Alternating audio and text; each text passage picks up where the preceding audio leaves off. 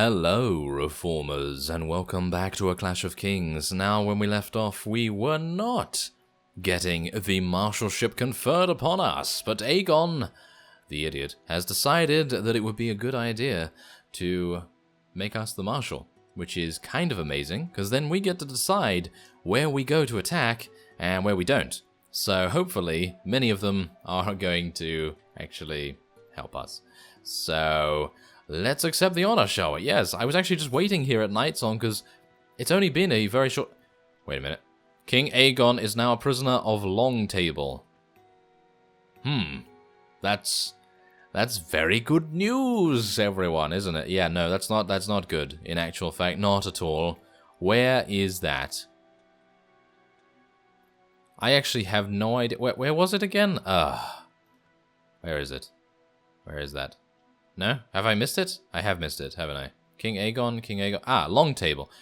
I have no idea. I have no idea where that is. So I guess we're just going to try and find him at some point, but maybe our vassals will... our vassals. I say our vassals, but maybe our colleagues will be able to find him or something along those lines, but I don't... see, that's the thing. It doesn't look like that is actually a thing. I mean, it doesn't seem like it's a town or maybe it's a castle, but I just can't see it right now. I'm not entirely sure, but anyway, we are going to be heading on from Nightsong very, very soon. There are a couple of Dawn vassals running around here, so I'm kind of happy about that, because then I don't really have to defend as much. As you can see right here, look at them. They're just running around everywhere. It's really, really great, actually, to see them actually taking a very active stance in things. I'm actually thinking that I should probably decide to try and take these at some point, but right now, I'd very much like to focus our attention on maybe Storm's End. I think that might actually be the way to go, so we're going to be heading on over here, and apparently there's another Targaryen vassal there, and oh, hello there. You appear to be traveling. Hopefully you're not going to... Oh! They're deciding to take Blackhaven. Well, that's unfortunate. Okay, so Alan is going to be sending a message, yes. We just gather all of our forces. Yes, exactly. I don't even know where they are, but yes, we're gonna try and gather them as fast as we can. And I'm gonna head in here and try and take all these guys out and see what we can do. 344 of their units against 140 of ours. Of course, this is a pretty reasonable and easy battlefield to deal with. Obviously, it depends on if they have a huge amount of cavalry. If they have a huge amount of cavalry, we are going to get our faces smashed in by many, many lances. I don't know where that came from. Where did that bad memory come from? Yes, it could be that we just got lanced in prior episodes, which is not very nice, I've got to say. But yeah, let's just forget about all of that and try and take these guys out. Ooh, he's actually heading straight for us. Ow. Okay, he apparently got absolutely destroyed, that fellow. Okay, there we go, and we can eliminate this one as well. There we are. Exactly. Yes, you cannot defeat us. We are too powerful for you, or maybe not. I'm not entirely sure, in actual fact. Okay, so we need to tell our archers, cavalry, infantry, and everyone just to basically charge in, because we really don't want to be left out in the fighting. So we're just going to try and deal as much damage as possible, and then we'll get our guardsmen back on hold position, because right now I just want them to fight back in melee combat against many of the knights, and then we can start to tell them to hold position again, and they can start to use their bows in a very good and efficient fashion, because of course that's what they do. They're very good at that, aren't they? Come on. Ah, I'm trying to jump and bash them and give them a headache, but no, it's not working. Ah, he's actually managing to escape. Huh. Well, he was a little bit. Oh, hello there. Oh, you are. Oh, yes. Come on, shoot him. Can I take him out? I can with a headshot. Oh, that's amazing. Okay. Well, that's not bad, if I do say so myself. We seem to actually be doing a pretty good job here. Our cavalry and infantry do seem to actually be hunting down the enemies and actually getting them closed in with little to no resilience whatsoever. So, very, very efficient work we have right here. I'm moving my guardsmen up, of course, because how can we not? They're just so incredibly powerful. We really need their assistance. So, let's try and get them into the great bulk of the enemy forces so that we can actually get them firing their arrows and bombarding them as much as possible. Ooh, yes, as soon as I change to my bow, they decide, hey, you know what? This isn't worth it. I'm going to run away. So, yeah, that's usually what happens, isn't it? I mean, the AI is just like, ooh, he's changed to his bow. We may as well take this opportunity to attack him. But, yes, now, obviously, with my two-handed mace out, we should be absolutely fine to deal some damage. Ooh, I hit his shield, I believe. Little bit of damage there. And maybe... Ah, yes, I hit another one of their shields, but that's okay. I can just take out this guy instead. There we go. Very nice. Okay, oh, there's another one. Oh, hello there. You seem to be a little bit lost, Stormlands Knight. Yes, exactly. A little bit lost. Okay, so let's get these guys on top of this hill here. It's a very small hill, but it's going to make a huge difference to their line of sight. And we'll just keep our infantry and cavalry charging straight on in here. I'm actually... Wait a minute. Is Brynden still back there? If Brynden's still back there, then that's kind of sad. Is he? Yes, he is. I'm going to tell him to charge. I want him to participate in a couple of fights and maybe gain a couple of levels, because if he just stands at the back, he's never going to get any experience, is he? I mean, he does get some experience from the... Well, from the natural passive experience that we get from trainer skill, and obviously from actually winning battles and things. As far as I'm aware, that affects companions anyway. But... yeah, it would be nice to actually get him some kills. I think that would be pretty good to actually level him up a little bit faster as well. There's a headache. And there's a... Oh, how dare you. How dare you avoid the headache. Okay, well, that's unfortunate. Okay, maybe we can headshot this fellow instead. There we go. That's a pretty nice headshot. Wow, the blood. The blood just goes splattering everywhere. And we now have no need for ketchup. At least Carver. Carver doesn't have any need for ketchup, but... Anyway, wait a minute, we have Grasnon here with his two-handed sword. Let's actually just follow him around a little bit, see how he's actually doing, because as far as I'm aware, he actually seems to be an extremely effective companion, and I'm pretty happy with that, because usually the two-handed companions, they're not very good. They decide to, hey, you know what, I'm going to run into all of these archers, and so on, and that's not very good. As we've seen, Elias is also a perpetrator of that particular thing, when the AI takes over, which is absolutely preposterous. I think that is just a terrible, terrible thing. But obviously, sometimes it's just unavoidable. Sometimes you are just going to get killed by an archer at some point. I mean, let alone me. I've been killed by archers in melee. And I mean, that's just very disappointing indeed, because usually the archers have terrible melee skills. But when they're magically against Elias, everything just just happens. It just... Oh, they just gain, like, damage bonuses of 100% extra damage or something along those lines. No, of course, I'm just absolutely exaggerating here, but for the most part, every single archer that I go up against always has some extreme good luck, or I just get extremely nervous or something along those lines when I'm trying to kill them, because I know that the archers are sometimes very effective. Yes, crush through their blocks, please.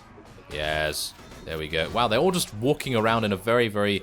big clump, which is kind of hilarious, considering I don't think they would probably do that realistically. I don't think so. I mean, yes, okay, they would probably do that against a cavalry charge and things like that, but surely their swords are swinging into each other and things like that, so it's probably not the best idea. But look at the guardsmen. Oh, the guardsmen are just absolutely insane right now. So let us see what we can do. Let's actually just put them in ranks. I mean, it's about time that I actually put them in ranks. A little bit weird that I didn't do that beforehand, but I suppose it's okay, because we are now near their spawn zone, and making sure that we are the most effective killing machines ever is definitely going to make a good difference. Come on. Come on. Can you... Yes, thank you. Thank you for dying. Whoa, they're all using thrusting attacks against us. That's very, very rude, isn't it? Very rude indeed. Not particularly happy about that. Oh, here we go. I was hopeful for a crush against that one guy, but no such luck. Yes, okay. Are we gonna be victorious now? I mean, we've run all the way to the other side of the map, and it's literally... Oh, hello there. You seem to be shooting me. I'm not very happy with that. Let's kill that one fellow and kill that one as well. Whoa, 100% accuracy on those two shots. Amazing. Not entirely sure how that was even possible, but... Oh, there's Brynden. Hello, Brynden. Yes, it is very nice for you to help us, be here. Do you have any blood on you? No. No, that's kind of sad, but... Anyway, 26 renown. Did he get any kills? Did he get any kills? No, Brynden got no kills. I killed 60, in actual fact. Well, technically, they're all prisoners, but... we do get to take this guy prisoner, which is very good in actual fact. And the Westerlands is almost neutral with us, kind of hilariously enough. Anyway, okay, so we can take these fellows. We have 180 company size now, mainly because of the Marshal ship, I would assume. Because, well, they're obviously giving us more capacity for us to be able to, well, be better in every single respect. So that's pretty nice. That is pretty nice. Okay, so otherwise we're just going to be taking as many prisoners as possible, which we did. Thick, heavy leather jerkin. Yeah, we're not going to be taking that. Thank you very much. My companions can take that and deal with it, no problem. So Blackhaven is fine now once again. And we're going to just head on to Crow's Nest. I'm actually just going to cut away here. And I'll see you close to Storm's End. Alright, so as we were actually getting really close to Storm's End, I actually wanted to wait at Griffin's Roost, so I headed around there, and I got intercepted by a Stormlands vassal with 39. Yeah, 39 vassals. Not 39 vassals? Well, that's the most amusing mispronunciation, misspeaking that I've ever done. Well, no, actually, no, probably not that I've ever done, but anyway, yes, he has 39 vassals. No, he has 39 units in his army, and I don't even know. I don't even know why he was deciding to do that, but it's because there was an additional vassal nearby with a huge amount more. They have about 160, so we're facing about 200 units here, and luckily enough, there's actually a vassal of ours near to us, so it's basically a 2 versus 2 right now, which is actually very cool to see, because we don't usually get these kinds of things, do we? It's usually 1 versus many. It's usually Elias versus 5 or 6 or 7,000 vassals, and we have to continually fight them and all that sort of thing, but this time around they decided, hey, you know what, we're just gonna go straight on in here and see what we can do. Now, this is not gonna go well for them. I have a bad feeling it's not really gonna go well for them, because they are allowing us to get into such an amazing position that the guardsmen and all of our cavalry and everything are just going to be able to absolutely tear them apart, I would say. We're going to just try and see whether we can... Ah, no. Oh, how dare you, horse. Yes, get out of here. Get out of there. There we go. Don't really appreciate the horses running over me, but I suppose that's just how it is. And, oh, it seems one of them is actually a free folk defector, so I suppose we are going to be killing quite a few wildlings right here, which is perfectly fine. I don't really mind fighting the wildlings. I actually really do like fighting the wildlings, mainly because they seem to have some pretty cool unit variety. They have some pretty nice horsemen, and their berserkers are pretty cool, and their archers aren't actually that bad either. But obviously they do die relatively easily against us because, well, it's us, and that's just how it is. But yes, I was actually planning on putting my prisoners in Griffin's Roost because, well, it has a very small garrison as it is, and I don't really want to put even more prisoners in Crow's Nest because you never know. Maybe if it gets taken at some point when I don't notice something is happening there, then, you know, it getting taken and making whoever it is into an absolute unstoppable killing machine because they've rescued as many prisoners as we had there, so...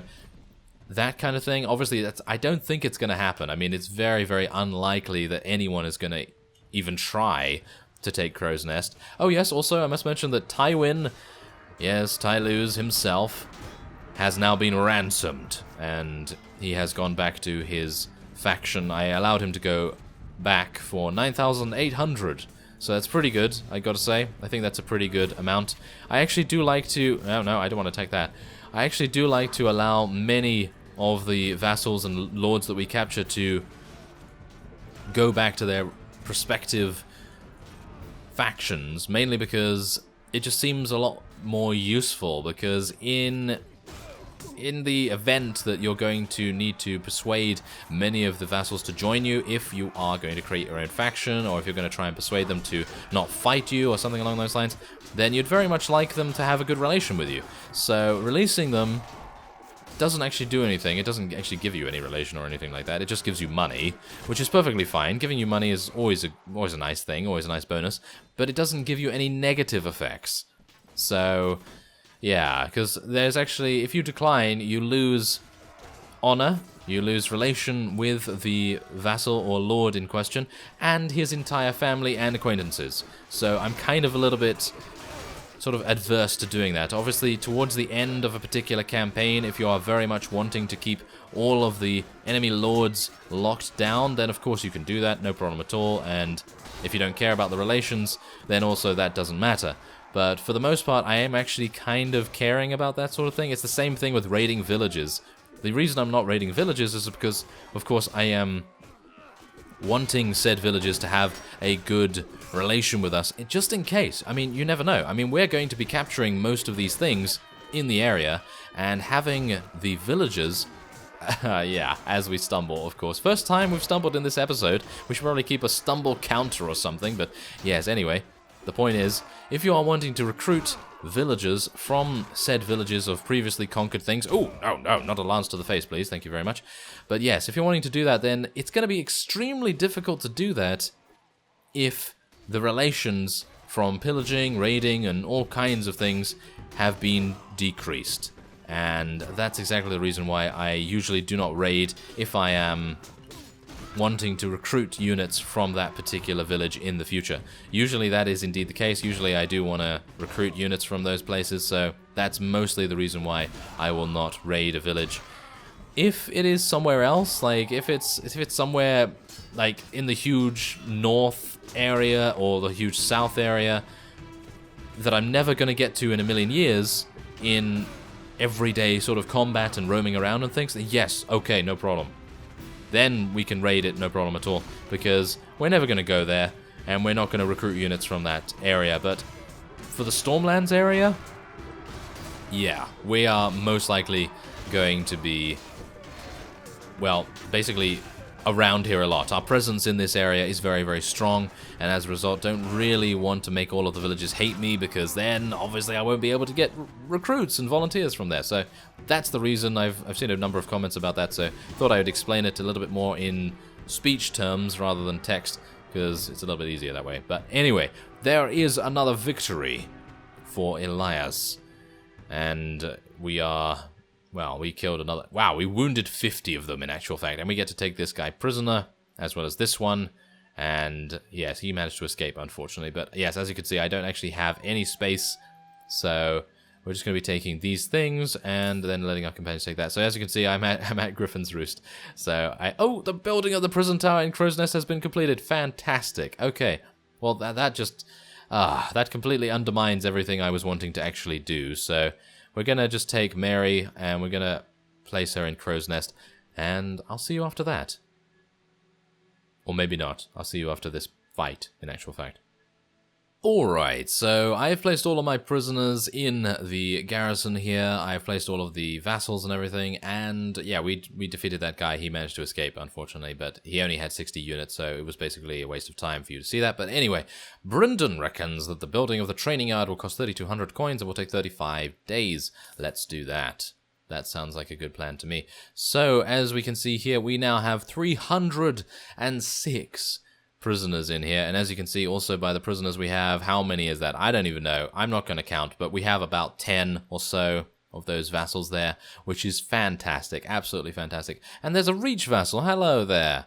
You seem to be doing something a little bit naughty. Yes, they're going to be raiding something, I would assume. So I'm going to try and avoid them for the most part, because I don't really want to be attacking them right now. Is that a Westland? No. I'm getting mixed up between the two colors, I got to say. Getting totally mixed up. And who's this? Apparently Renly wanted to fight us, and he only has 110.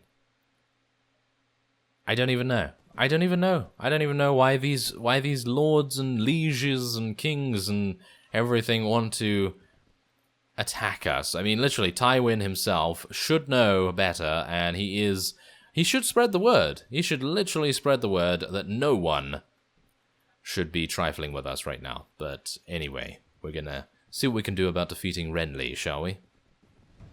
And here we have the last remaining sort of section of units, last battalion, whatever you want to say, but yes, these guys have been walking around together for quite some time. I don't even know. It's like they're walking around in a park, and they're just like, yes, let's go and feed the ducks.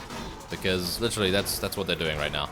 They seem to literally just be walking around together, and I don't even know what they're doing, really, because they're just a prime target for our archers. As you can see, the huge amount of arrows just absolutely pelting them absolutely to Oblivion and Skyrim and and Morrowind, Elder Scrolls. Yep, Elder Scrolls jokes. Don't know how that got in there, but anyway, yes, Oblivion. I suppose that's why. Anyway, we only have 41 of the enemies remaining, and this is kind of amusing. I literally just went with a full charge right here, because Renly is so incredibly weak right now. I'm not entirely sure why, but that's just how it is. Apparently he's been fighting for a very long time indeed, and apparently he very much wanted to show us just how weak he is indeed. Oh, what an insult. What an insult. Okay, well, no. Never mind. Oh, that's don't even look at it. Don't even look at the text log right now. Okay, it's fading. Okay, it's gone. There we are. It's gone. So no one saw that, right? No one saw that at all? Okay, good. I didn't kill one of our own units. Again, I didn't. It was not there. It's gone. You cannot rewind the video. This is not YouTube or anything like that. This is completely not rewindable. Yep. There we go. That's fine. No problem at all. No problem at all. Probably shouldn't shoot anyone again, should I? Probably shouldn't use my bow because, well, it's amazing. I just really like using my bow. I quite like it, but I don't like it when I shoot my own units. Anyway, yes, there we go. So Renly has been defeated. Maybe we'll actually get to take him prisoner. No, that is a little bit unlucky. I have retrieved more units, by the way, from the garrison at Crow's Nest because, well, there's a huge amount there, and we may as well make good use of them because they are otherwise just languishing there, doing not much. So it's nice to actually have a little bit of a reinforcement there too. So, oh my! That is Mace Tyrell, if ever I saw. Oh my, that is not good. He has 424. That is very, very worrying. And he's very close to Crow's Nest. Is he gonna... Oh, they're trying to take the Weeping Town. Okay, they're trying to take the Weeping Town. I think we know where we're gonna go next. We do know where we're gonna go next. Unless we decide to take Storm's End before they decide to take Weeping Town. Might actually... It's like a land swap. It's a land swap. That's what it is. Anyway, I thank you very much for watching, and I will see you next time.